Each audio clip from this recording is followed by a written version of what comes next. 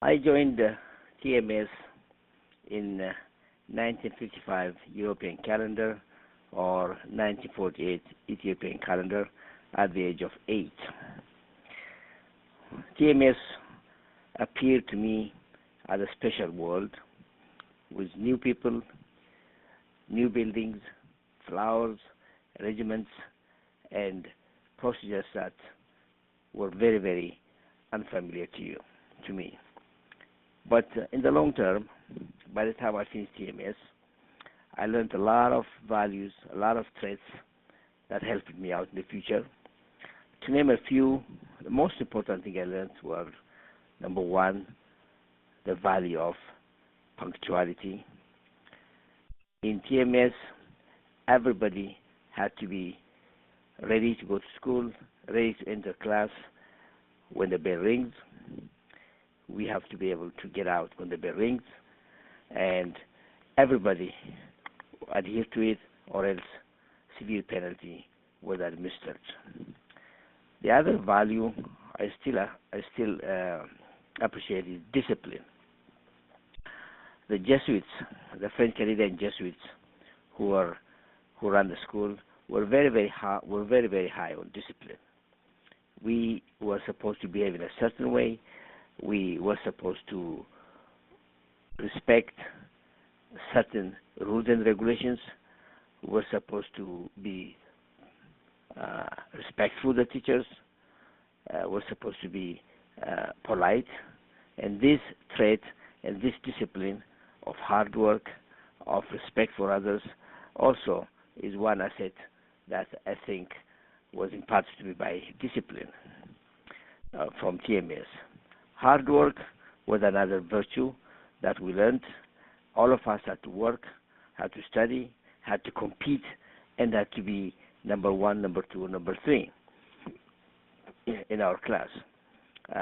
Every day we had homeworks, every single day. And the next day the homeworks were corrected. If we didn't hand in the homework, there was severe penalty. In TMS, the fruits of hard work were plenty. There was recognition by the teacher, recognition by the director. At the end of each semester, there were little plaques or honor cards that were awarded to all of us who excelled in each field or in overall performance of the class. I used to get the blue card, which when you were number one, and I used to get the red cards for every subject I excelled in. The penalty of failure in TMS was brutal at times. People who didn't perform were disciplined. If they didn't then achieve what they were supposed to achieve, they were simply expelled from the school. Tafari Makonnen School used the pyramid system in high school. We started with 5 classes in grade 9, went to 3 by grade 10. In grade 11 it was 2, and finally, by the time we graduated, it was probably 2 classes of grade 12, i.e., about from a class of 150, maybe 60 only graduated. Another thing I remember from TMS is the value or the individual effort of the teachers. Every teacher really did their best to pass on some positive traits to us. I still remember greatly Abba Maza, who was my religious teacher. He was so sweet, he was so persuasive, he was so attractive to us that still up to now I remember all the teachings and all the classes that he taught me. Next to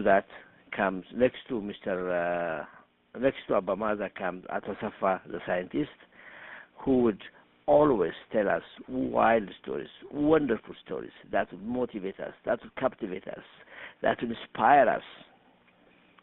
And all these stories until now are told and retold by my classmates, who could always remember even the slightest, even the most mundane quotations that came from Atasafa. Other teachers that still come to my memory include Ato Ababa Tajan, my second grade teacher. and Arthur Lusagat. I'd like to mention also the Indian teachers who did their best to impart, who did their best to educate us as best as they knew. The beautiful Miss Abraham and Miss Alexander. I would like to mention to many TMS students who know the reason. I always remember Mr. Kurian and Mr. Thomas. These were teachers that are still remembered by us fondly, and with gratitude. With gratitude. The Peace Corps volunteers also had a big impression on me, especially a Bostonian by the name of Terence O'Hearn, who was my history teacher. I still remember until now. I hope his family and himself are doing fine now. Finally, I'd like to mention the Canadians, the French-Canadian Jesuits who run the school. My history teacher, Garo, had a big influence on my love of history since then. My geography teacher, Father Touraine, and I had a special relationship. He was very, very, very, very, very much impressed by my geography knowledge. In fact, during my matriculation, when I got only a B, Father Touraine could not accept it, and he ran to Professor Moges Gebremariam at the University of Maryland's Department of Geography, and he complained that if a person like Moges got a B, who can ever get an A? I'm still grateful to Father Touraine, which I met in 2005, still serving Ethiopia. Other notables include Father Rodrigue and also Father Baudry. Father Baudry was a scout leader. He treated me like his son. Every opportunity he got, he used to counsel me. He used to give me civic lessons. He used to prepare me as a future leader of Ethiopia. I'm very, very, very much grateful to him. I'm still indebted to him. Father Gagno, or Mr. Gagno, the assistant director of TMS, we used to call him Mr. TMS. He went beyond call of duty so that every one of our 1,500 students achieved the best education that TMS could ever give. Every Wednesday, he used to go to Cinema Empire, Cinema Adwa, or Cinema Ethiopia to see if there were some errant students who skipped school and went to cinema.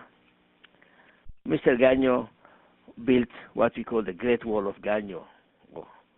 He, beyond call of duty, he built a big wall around TMS and made TMS a campus.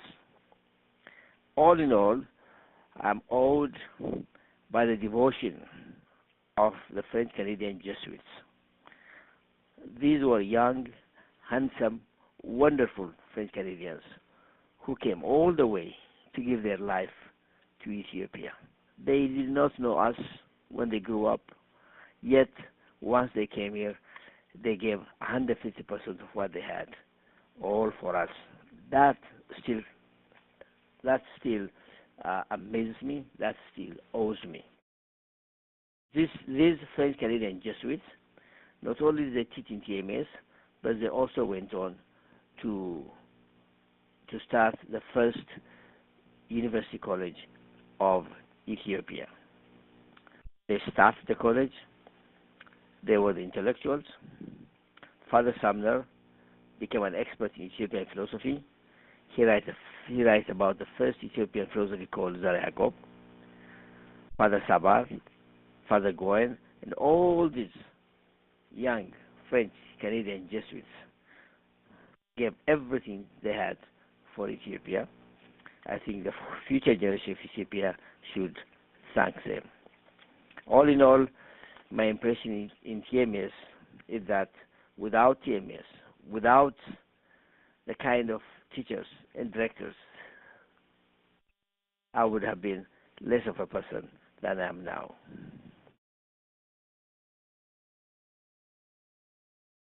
In 1974,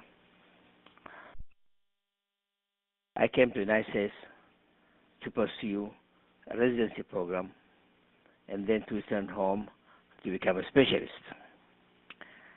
It so happened that I was accepted in a hospital called St. Agnes Hospital in Baltimore. My initial introduction to St. Agnes Hospital, to the United States, and to Baltimore was rather unconventional. Prior to that, my views of the outside world, i.e., the world outside Ethiopia, was based or was shaped on what I read and what I read in my textbooks, in the magazines, and also by the interaction of the white people, of the white teachers in TMS, whether they're the French Canadians or the American Peace Corps volunteers or the university teachers,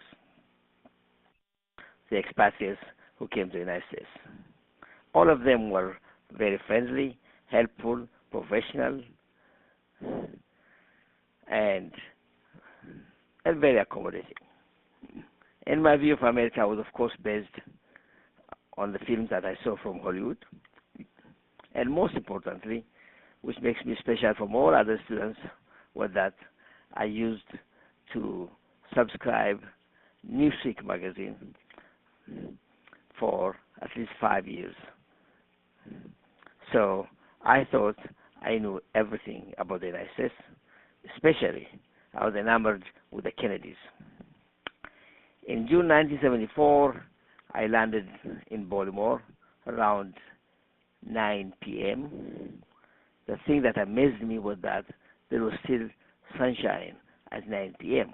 I could not explain that. The next morning, I was taken to the hospital where I was going to do the residency program. A fine lady called Mrs. June Court welcomed me.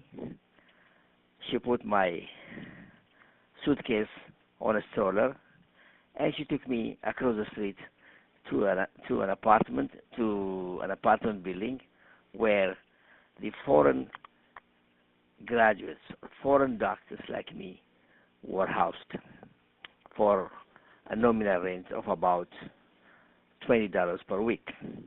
Most of these residents came from Thailand, South America, China, or India. As soon as I walked into the apartment with Mrs. June Court, a fine lady called Miss Macheri met me at the door and became dumbfounded. Miss June Court asked her that this is Dr. Gebremariam who's going to occupy room such and such. Mrs. Macheri was taken aback and said, "There is no room anymore. There is no room anymore." And Miss June Court said, "Well, you just told me yesterday that the room was available." No, it is taken. And he said, "My husband doesn't want me to take another person," and so on and so forth. Finally, she said, "Okay, all right, you can come in, but just be clean, okay? Just be clean." I went upstairs and slept for about 2 hours, and I was woke up with a commotion downstairs. When I went downstairs, I met a huge man who said, "Hey, you have no place here. I want you to pack up your things and leave." And I said, "Well, Miss Courts told me to be here. Miss Courts. I own the house, not Miss Courts." They found an apartment for me in a section called Lansdowne in Baltimore. I stayed in the attic for about 15 days in the summer of June 1974. 2 weeks later, I was told that I have to evacuate that house because the neighborhoods had threatened to bomb the house if I stayed there. I was then placed in a townhouse, in an apartment in Maiden Choice Lane. That is my first arrival in the United States. That's my first expression. After that, things went smoothly. No problem happened or occurred against me. I began to understand the situation at that time, because it was 1974. There was significant social change at that time. But following that, there's really no sad story or bad story that I can tell about my stay in the United States. The situation, I had a very, very good training in St. Agnes Hospital. But when I finished St. Agnes Hospital, I did my fellowship in Maryland General Hospital, and then I started practice in the same area where I started with, and everything has been fine since then.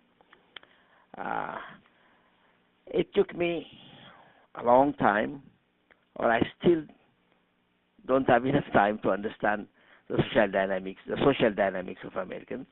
I can't understand the relationship between the blacks and the whites, Republicans versus Democrats, Catholics versus Jews versus Protestants. I still don't understand it completely. In fact, the more I think I know, the more I know that I don't know. All I know is that in this country, in the United States, I am ultimately responsible for myself. Life seems to be very rough many a time. The responsibility seems overwhelming. There is no guarantee for tomorrow for anything, but there are opportunities to be seized. Many an opportunity is lost because of ignorance, because of lack of knowledge. That's what makes me sure that many a newcomer like me will need a mentor program. Mentorship is vital for newcomers. I learned a lot from American society. I'm very, very glad that I came to the United States. I feel special. I feel lucky. I feel privileged that I came to the United States, and I benefited from the United States. I'm successful in the United States. This country has given me probably more than it has given 99% of its own citizens.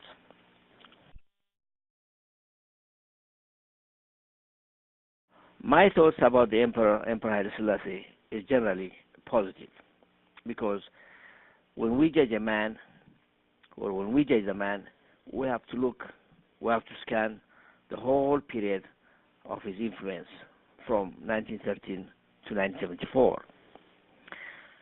In 1913 he became regent, and in 1934 he passed away. He literally, single-handedly created modern Ethiopia, despite formidable and powerful opposition who had good, solid grounds, solid arguments to oppose him. These forces argued from the point of view of Ethiopian history, because from time immemorial, Ethiopia has been damaged more severely by her friends than by her foes or enemies. When Emperor Haile Selassie wanted to introduce modern civilization, he had to bring the French, the English, or the Italians, who some of them were Catholic missionaries. So the conservative forces always referred back to the history of Ethiopia and never trusted these Catholics or the white people. And also in 1860, in the Battle of Magdala, it was the white people who betrayed Theodorus and killed him. In the Battle of Gunda, or the Battle of Gura, Emperor Haile fought the expansionist Muslims. And in 1896, Emperor Milik had to fight the Italians. So the conservative force would say, why would you trust the white people whose main aim is to colonize Ethiopia one way or another? These were valid and solid arguments at that time. But the emperor knew that modernization was essential for the preservation of Ethiopian independence. So he had to balance Ethiopian values versus European modernization, and he had to use his wits, his skills, and his diplomacy in order to introduce modern European teaching in Ethiopia. He started with Tafari Makonnen School. He started with Haile Selassie School. He started with a lot of efforts to modernize Ethiopia. Unfortunately, Ethiopia didn't have large amount of oil, large amount of minerals that she could pay for the modernization projects. So there was really little that he could achieve. There was really little that the Europeans could help, and for every pound of help they gave, they exacted probably a pound of flesh from Ethiopia. They wanted to take part of Ethiopia. They wanted concessions. They wanted monopoly, and so on. The emperor had to fight through all this in order to educate students, in order to train the civil service, in order to train an army or a country. In 1925, when he tried to enroll Ethiopia or join Ethiopia into the League of Nations, he met opposition from his friends, the British and the French. When Italy changed their mind and invaded Ethiopia in 1935, prior to that, when Ethiopian independence was threatened by Mussolini, his friends, the French and the British, designed a plan called the Hor-Laval Pact, which would disintegrate Ethiopia and give it to Mussolini. In 1935, the French and the British did not raise a hand to help Ethiopia against Mussolini. In 1941, when the British helped us liberate the country against the Italians, they wanted to make Ethiopia part of the British East African Empire. In 1942, they tried to secede Eritrea and Tigray from Ethiopia. In 1942, they tried to secede or separate Ogaden from Ethiopia. The Americans could not help because there was an agreement between them and the British to stay out of Africa until about 1960, when the African independence emerged. So Ethiopia had been a victim and a beneficiary of Western power. The emperor had to navigate through all these risky channels in order to preserve Ethiopian independence, and at the same time in order to bring about modernity and civilization to Ethiopia. So I mean, he had a lot on his plate to build roads, factories, schools, hospitals, without a lot of resources, without a lot of money. Is something that we have to appreciate. Yet, and he also achieved a whole lot in foreign diplomacy, in the independence of Africans, in the formation of Organization of African Union. By 1974, of course, the emperor was an old man.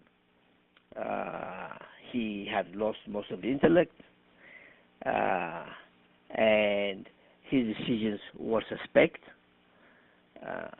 I think, in retrospect, there are two mistakes that he made, which I have to mention. One was his expulsion, or his severance of political relationship with Israel. The other one, which I always mention, I think, his unnecessary delay in land reform. By 1960, he had realized that the land reform in Ethiopia was essential, and he created a ministry for that purpose.